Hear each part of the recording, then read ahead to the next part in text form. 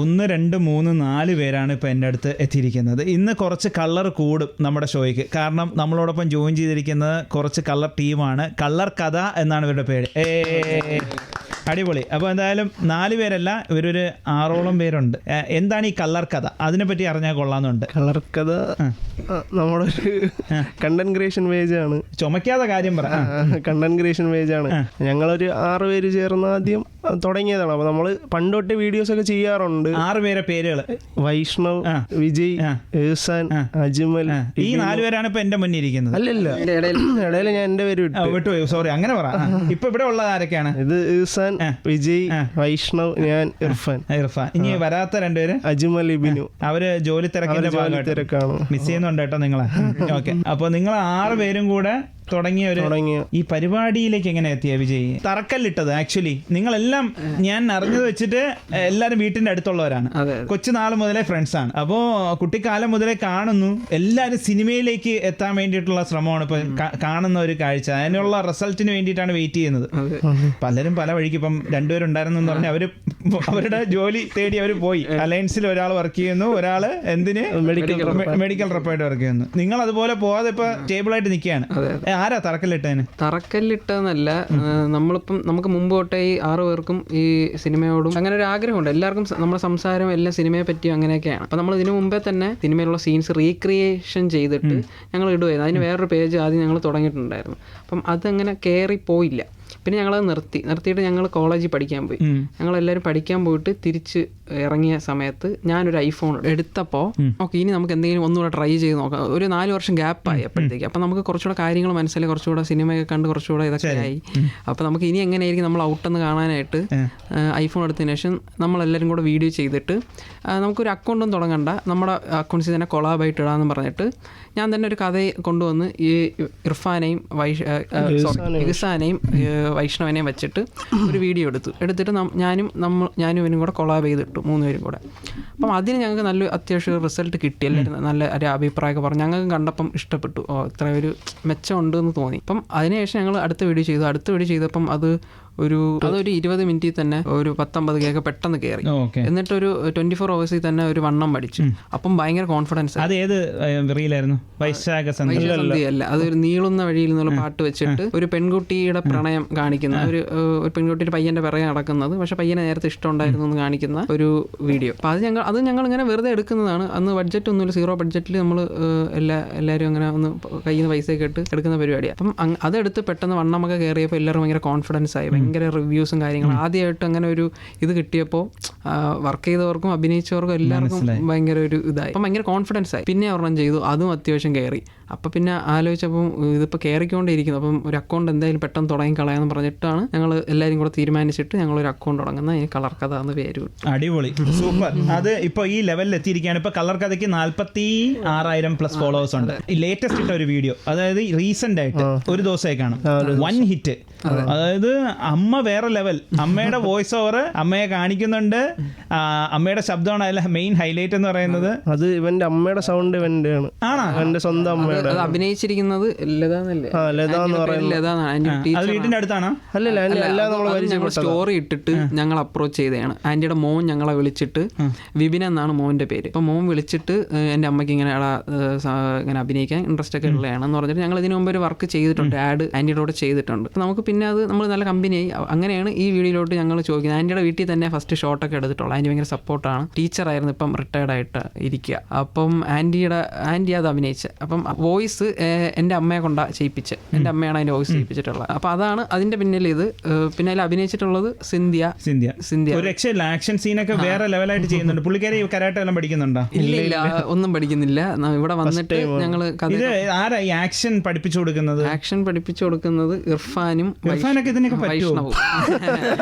ഇർഫാൻ എങ്ങനെയാ ഇർഫാൻ കരാട്ടെ അവരങ്ങനെ പഠിച്ചില്ല. നോക്കിയിട്ട് യൂട്യൂബ് വീഡിയോസ് എടുക്കുക, എന്ത് ടൈപ്പ് ഓഫ് ആക്ഷൻ ആണ് ആവശ്യമുള്ളത് നോക്കിയിട്ട് നമുക്ക് എടുക്കാൻ പറ്റുന്നതൊക്കെ എടുത്തിട്ട് നമ്മൾ മുമ്പ് ഇവർ രണ്ടുപേരും തന്നെ ആക്ഷൻ ചെയ്യും. ഞാൻ ക്യാമറ മൂവ്മെന്റ് ചെയ്ത് നോക്കും. ഞങ്ങൾ ആ മൂവ്മെന്റ് ഒക്കെ പഠിച്ചിട്ട് ആർട്ടിസ്റ്റ് വരുമ്പോൾ അവരെ പഠിപ്പിച്ച് പെട്ടെന്ന് തന്നെ എടുപ്പിക്കുക എന്നുള്ള ഒരു പരിപാടിയാണ്. ഇപ്പൊ ആ വ്യൂ എത്രയായി? അതിന്റെ വീഡിയോ വ്യൂ എത്രയായി വൈഷ്ണവ്? അതിന്റെ വ്യൂ ഇപ്പോൾ ഒരു 500K ലൈക്കും 4 മില്യൺ വ്യൂസും ആയി. വേറെ ലെവൽ. എത്രയും ഹിറ്റ് ആവുമെന്ന് വിചാരിച്ചിരുന്നോ ഇത്? ഇല്ല, നമ്മൾ അക്കൗണ്ട് ഡൗൺ ആയിരുന്നു കുറച്ച് ദിവസം, പക്ഷേ ഇത് കയറിയപ്പോൾ നല്ല സന്തോഷമുണ്ട്. കളർ കഥ എന്ന് പറഞ്ഞ് ഇൻസ്റ്റാഗ്രാമിൽ സെർച്ച് ചെയ്ത് നോക്കിയാൽ മതി. വേറെ ലെവൽ ടീമാണ് ഇവര്. അപ്പോൾ ആ വീഡിയോ കണ്ടു നോക്ക്, ഒരു രക്ഷയില്ല. കേട്ടോണ്ടിരിക്കുന്നത് ക്ലബ് FM 94.3. ഞാൻ മാഹിൻ മച്ചാൻ. ഇവിടെ മാത്രമാണ് ടൺ കണക്കിന് ഫൺ. ഒട്ടും പ്രതീക്ഷിക്കാതെ വൈറലായ ഒരു വീഡിയോ അങ്ങനെ വല്ലതും ഉണ്ടോ? അത് കാറ്റുമൂളിയാണ് സെക്കൻഡ് വീഡിയോ. നമ്മൾ ഒന്നും പ്രതീക്ഷിക്കുന്നില്ല. ജസ്റ്റ് ഒരു ദിവസം കോളേജിൽ പോകുന്നു, പെട്ടെന്ന് എടുക്കുന്നു, ഇങ്ങ് വരുന്നു.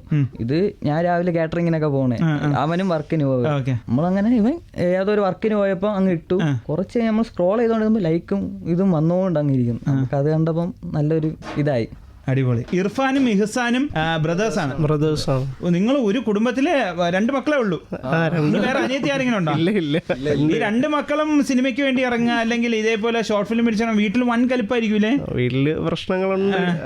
തുടക്കം അപ്പൊ പറഞ്ഞു കൊടുക്കുന്ന കണ്ട ഹാഷിറും അലനും വിനായകും അജിനും ഒക്കെ ഈ ലെവലിൽ എത്തിയില്ലെന്ന് കാണിച്ചു കൊടുക്കാറില്ലേ? കാണിക്കാറുണ്ട്, പക്ഷെ അവർക്കും മനസ്സിലാവുന്നതിന് കുറച്ചിതുണ്ട്. ഉമ്മ വാപ്പയൊക്കെ എന്ത് ചെയ്യുന്നു?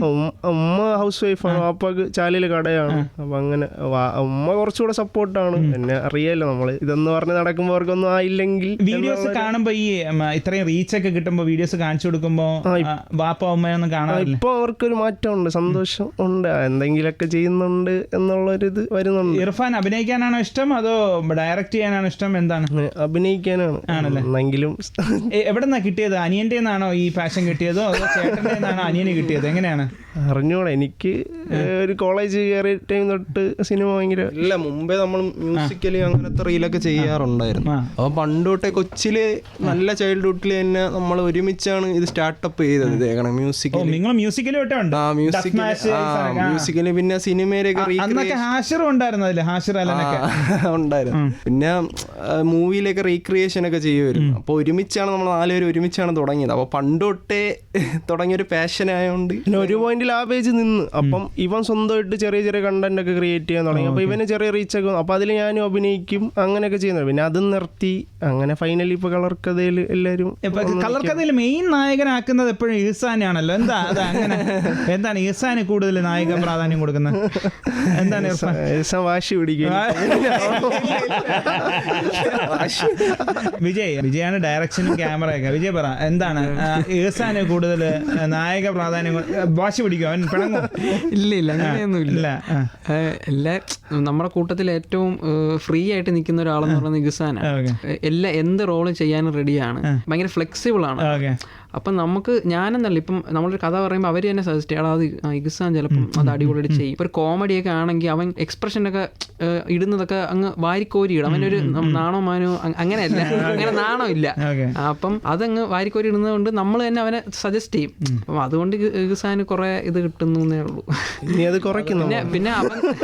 പിന്നെ അവൻ തന്നെ ഡയറക്ഷൻ ചെയ്യും. നമ്മൾ ഓരോ വീഡിയോസ് ഓരോ ആൾക്കാരെ ഡയറക്റ്റ് ചെയ്യുന്നു. അപ്പം അതിൽ ഇപ്പം ഞാൻ ഡയറക്റ്റ് ചെയ്യുകയാണെങ്കിൽ ഞാൻ ഒന്നെങ്കിൽ ഇർഫാനാക്കും, ഇല്ലെങ്കിൽ വൈഷ്ണവനാക്കും, ഇഹ്സാനാക്കും. ഇപ്പം ഇർഫാൻ അഭിനയിക്കുകയാണെങ്കിൽ നമ്മൾ 3 ആക്കും. ഇഹ്സാൻ ഡയറക്റ്റ് ചെയ്യണമെങ്കിൽ ഇഹ്സാനെ മാത്രമേ നായകനാക്കും. അവനെ വെച്ച് കഥ എഴുതി അവനെ ഹൈപ്പാക്കുന്ന രീതിയിൽ ഡയലോഗ് ഒക്കെ എഴുതി അവനെ കൊണ്ട് പറയിപ്പിക്കും. ചിലത് എൻ്റെ അടുത്ത് വീട്ടിൽ വെച്ച് പറയാം, ഇങ്ങനെ ഒരു കഥയുണ്ട്, നമുക്ക് ചെയ്യാം, നീ ചെയ്യണം. ഓക്കെ, അപ്പൊ അടുത്ത ദിവസം ഇത് ആലോചിച്ചിട്ട് വീണ്ടും ഡേയ് മറ്റത് ഞാൻ ചെയ്യാൻ കേട്ടാ, നീ അത് നോക്കണ്ട, അങ്ങനെ വന്നിട്ട് പറയും. ഈ സാധാരണ ചില ആക്ടേഴ്സിന്റെ അടുത്ത് നമ്മൾ സ്ക്രിപ്റ്റ് കൊണ്ടുപോകാൻ നേരത്തെ അവർ സ്ക്രിപ്റ്റിൽ ചേഞ്ചസ് വരുത്തും. അങ്ങനെ നിങ്ങളുടെ ഇടയിൽ അടിയോ കാര്യങ്ങളൊക്കെ ഉണ്ടാകാറുണ്ട്? ഈ സ്ക്രിപ്റ്റ് പോരാ, അങ്ങനെ മാറ്റണം? ഉറപ്പായിട്ടും അത് വരണം. അതായത് ഇപ്പം ഒരാൾ കൊണ്ടുവരുമ്പോൾ നമ്മൾ ഫ്രണ്ട്സ് എന്നുള്ള രീതിയിൽ അത് അക്സെപ്റ്റ് ചെയ്യാതല്ലാതെ നമ്മളത് ഒരു ഓഡിയൻ എന്നുള്ള രീതിയിൽ കാണുക, അത് വർക്കാവോ, അത് മാത്രമല്ല ഇൻസ്റ്റാഗ്രാമിൽ വർക്കാവോ എന്ന് നോക്കണം. നമ്മളിപ്പം ചിലപ്പോൾ നല്ലൊരു സീനായിരിക്കും, പക്ഷേ ഒരു ലാഗുള്ള ഒരു ചിലപ്പോൾ സീനൊക്കെ നമുക്ക് ഇൻസ്റ്റാഗ്രാമിൽ ഇട്ടാൽ ചിലപ്പോൾ വർക്കാവത്തില്ല. നമുക്കങ്ങനെ കുറേ അനുഭവങ്ങളുണ്ട്. എന്നാലും നമ്മൾ ഇടും ചിലപ്പം. ഓക്കെ, നല്ലൊരു സംഭവം കാണിക്കണം എന്ന് പറഞ്ഞിട്ട് ഇട്ടിട്ടുള്ള വീഡിയോസും ഉണ്ട്. അപ്പം നമ്മളെ ഇടയിൽ ഉറപ്പായിട്ടും അങ്ങനെ വരാറുണ്ട്. ഇപ്പം ഞാൻ ഒരു കഥ പറയുമ്പോൾ ആ ഷോട്ട് അത് വേണ്ട, അങ്ങനത്തെ സീൻസ് ഒന്നും വേണ്ട. അല്ലെങ്കിൽ നമ്മളിപ്പം ഒരു സിഗരറ്റ് വലിക്കുന്ന സീൻ നമ്മൾ അങ്ങനത്തെ ഒന്നും ഇതുവരെ കാണിച്ചിട്ടില്ല, കാണിക്കണ്ട എന്നുള്ളൊരു ഇതിൽ തന്നെ നിൽക്കുന്നത്. പക്ഷെ അത് കാണിച്ച ചില സീനൊക്കെ കുറച്ചുകൂടെ ഹൈ ആവും. ഇപ്പം ലാസ്റ്റത്തെ വീഡിയോ തന്നെ ഇവൻ വന്ന് ആ ഡോറ് തുറക്കുന്ന സീനിൽ ഇവൻ തന്നെ പറയാം, അത് ഇതുണ്ടായിരുന്നെങ്കിൽ 2 പുക ഇടാൻ പറ്റിയിരുന്നെങ്കിൽ നല്ല സ്ലോ മോഷൻസ് ഒക്കെ ഇടായിരുന്നു. അപ്പം അങ്ങനെ എല്ലാവരുടെ അഭിപ്രായങ്ങളെ മാനിച്ച് തന്നെയാണ് പോകുന്നത്. പക്ഷെ അത് വന്നിരുന്നെങ്കിൽ കുറച്ചും കൂടെ ബിൽഡപ്പ്. ഗൈസ്, ഇതാണ് കളർ കഥ ടീം. ഒരു രക്ഷയില്ല. ട്രിവാൻഡ്രംകാരാണ് നമ്മളോടൊപ്പം ജോയിൻ ചെയ്തിരിക്കുന്നത് ക്ലബ് FM 94.3. ഇനിയുണ്ട് കുറേ അധികം കഥകൾ കേൾക്കാൻ. ഇവിടെ മാത്രമാണ് ടൺ കണക്കിന് ഫൺ. മ്യൂസിക് ആണ് ഭയങ്കര ഇമ്പോർട്ടന്റ് കഥയെക്കാളും നിങ്ങളുടെ ഇതില്. സാധാ കഥയൊക്കെ ക്ലീശ ആയിരിക്കാം അല്ലെ, ക്ലീശ സ്റ്റോറീസ് ആയിരിക്കാം. പക്ഷെ നിങ്ങളുടെ ആ ഒരു കളർ കഥയുടെ പ്രത്യേകത മ്യൂസിക് അടിച്ചു കയറ്റി വല്ലാത്ത ഒരു കരച്ചൽ സ്റ്റേജിലും രോമാഞ്ചിഫിക്കൽ സ്റ്റേജിലൊക്കെ കൊണ്ടെത്തിക്കും. മ്യൂസിക്കിനാണ് നിങ്ങൾ കൂടുതൽ പ്രാധാന്യം കൊടുക്കുന്നത്. അതെ, നമ്മളിപ്പം ഒരു കഥ ആലോചിക്കുമ്പോൾ തന്നെ മ്യൂസിക് ആലോചിച്ചിട്ട കഥയും കൂടെ അതിന്റെ സ്ട്രക്ചർ ചെയ്തെടുക്കുന്നത്. അതായത് ഈ പോർഷനിൽ ഒരു ലോ വരുമ്പോൾ സീൻ അതിനനുസരിച്ച് സെറ്റ് ചെയ്യുക, ഇല്ലെങ്കിൽ നമ്മളെ കഥയ്ക്ക് അനുസരിച്ച് മ്യൂസിക് കട്ട് ചെയ്യും. ആ ഒറിജിനൽ മ്യൂസിക് കട്ട് ചെയ്ത് അങ്ങോട്ടും ഇങ്ങോട്ടും മാറ്റി ഇട്ടിട്ട് നമ്മുടെ കഥയ്ക്ക് ആവശ്യമുള്ള രീതിയിൽ ഓഡിയോ സെറ്റ് ചെയ്യും. അങ്ങനെ ചെയ്യാം. മ്യൂസിക് നമ്മുടെ ഫസ്റ്റ് നമ്മൾ കഥ കഴിഞ്ഞാൽ സെക്കൻഡ് ഇമ്പോർട്ടൻസ് കൊടുക്കുന്ന മ്യൂസിക്കിന്. കാരണം നമുക്ക് എവിടെയെങ്കിലും ഒന്ന് ലോ ആവുമെന്ന് കണ്ടു കഴിഞ്ഞാൽ നമുക്ക് മ്യൂസിക് വെച്ചത് ബ്ലെൻഡ് ചെയ്യിപ്പിച്ച് ഹൈ ആക്കി എടുക്കാൻ പറ്റും. ഇമോഷണലി ആണെങ്കിലും മാസ് ആണെങ്കിലും എങ്ങനെയാണെങ്കിലും കോമഡി ഒഴിച്ച് നമുക്ക് ബാക്കി എന്ത് വേണമെങ്കിലും നമുക്ക് മ്യൂസിക് വെച്ച് നമുക്ക് കുറച്ചുകൂടെ ഒന്ന് സെറ്റാക്കി എടുക്കാം. അപ്പോൾ പകുതി ജോലി മ്യൂസിക് ചെയ്തോളൂ, ബാക്കി പകുതി നമ്മൾ കറക്റ്റായിട്ട് ചെയ്താൽ മതി. എടുക്കുന്ന മൊത്തം ഐഫോണിലാണ്, വലിയ ക്യാമറ ഒന്നും ഇല്ല. നമ്മൾ ആഡ്സ് പുറത്ത് ആഡ്സ് റൺ ചെയ്യുന്നുണ്ട്. അപ്പം അതിലുള്ള അഡ്വർടൈസ്മെന്റ്സ് ഒക്കെ നമ്മൾ ക്യാമറയിൽ എടുക്കാറ്. ബാക്കി ഞങ്ങളുടെ കളർ കഥയിലെ കണ്ടന്റ്സ് എല്ലാം ഞങ്ങൾ ഐഫോണിലാണ് എടുക്കാറ്. ഐഫോണാണെന്ന് തോന്നൂല കേട്ടോ അതിലെടുക്കുന്നത്. അത് ലൈറ്റിംഗ്, നമ്മൾ എല്ലാ ലൈറ്റിംഗ് ശ്രദ്ധിച്ച് പക്ക ലൈറ്റ് ചെയ്തിട്ട് എടുക്കും. ഈ സിനിമയായിട്ട് ഒരു ബന്ധമില്ലാത്ത ആളൊക്കെ ഇതൊക്കെ എങ്ങനെ പഠിച്ചെടുത്ത വിജയ്?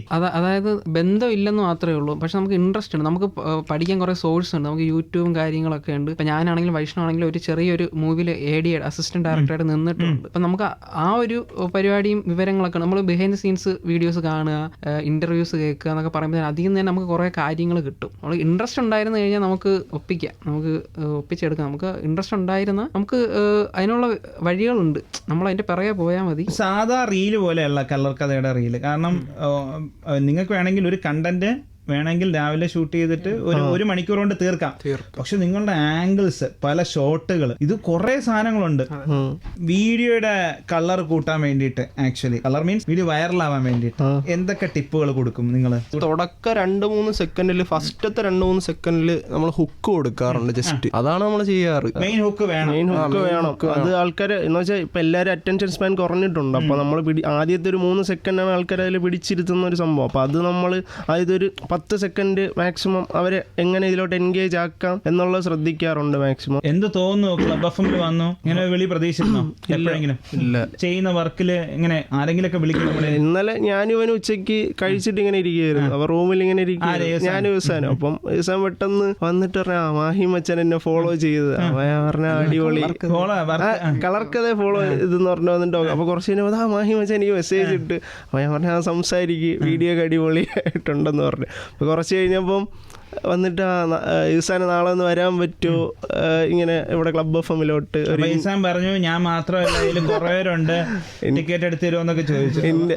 ഇന്റർവ്യൂ എടുക്കാനാണ്. അപ്പം അതിൻ്റെ ദിവസം ഇങ്ങനെ ഒരു 5 മിനിറ്റ് ഈ പറഞ്ഞ പോലെ ഇങ്ങനെ പോസ്റ്റ് ആയിരിക്കണം. എന്ത് പറയണോ എൻ്റെ അടുത്തൊന്ന് ചോദിക്കാനൊക്കെ പള്ളിയില് അനക്കൊന്നുമില്ല, നിസ്കരിക്കാനൊക്കെ പോയവര്. ഓക്കെ ശരി. അപ്പോൾ ഒരു 5 മിനിറ്റ് ചേട്ടനുണ്ട്, ഇനി പ്രാങ്ക് ആണെന്ന് പറഞ്ഞല്ലോ. രാവിലെയും വിളിച്ചില്ല. ഇനി ഇവിടെ വന്നവരെ എനിക്ക് ഞാൻ പറഞ്ഞു ഇനി പ്രാങ്ക് ആയിരിക്കും, ഇവിടെ ഇങ്ങനെയൊക്കെ കാണിക്കും.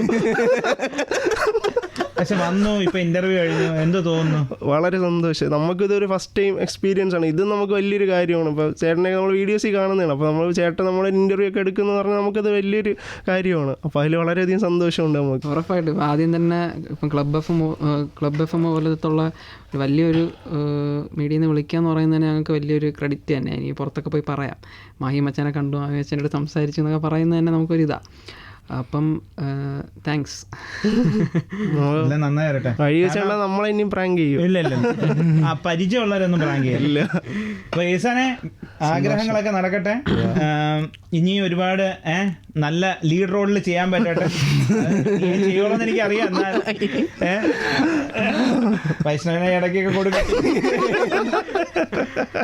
അപ്പോ ഇല്ല, നിങ്ങൾ നന്നായി ചെയ്യുന്നുണ്ട് എല്ലാവരും.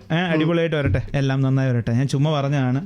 നിങ്ങൾക്കറിയാം അത് ആര് ചെയ്താൽ നല്ലതായിരിക്കും, ബെറ്റർ ആയിരിക്കും, നിങ്ങൾക്ക് എല്ലാവർക്കും അറിയാം. അതിൽ പഠിപ്പിക്കേണ്ട കാര്യങ്ങളൊന്നുമില്ല. അപ്പോൾ എന്തായാലും ഇവിടെ മാത്രമാണ് ശരിക്കും കണക്കിന് ഫൺ.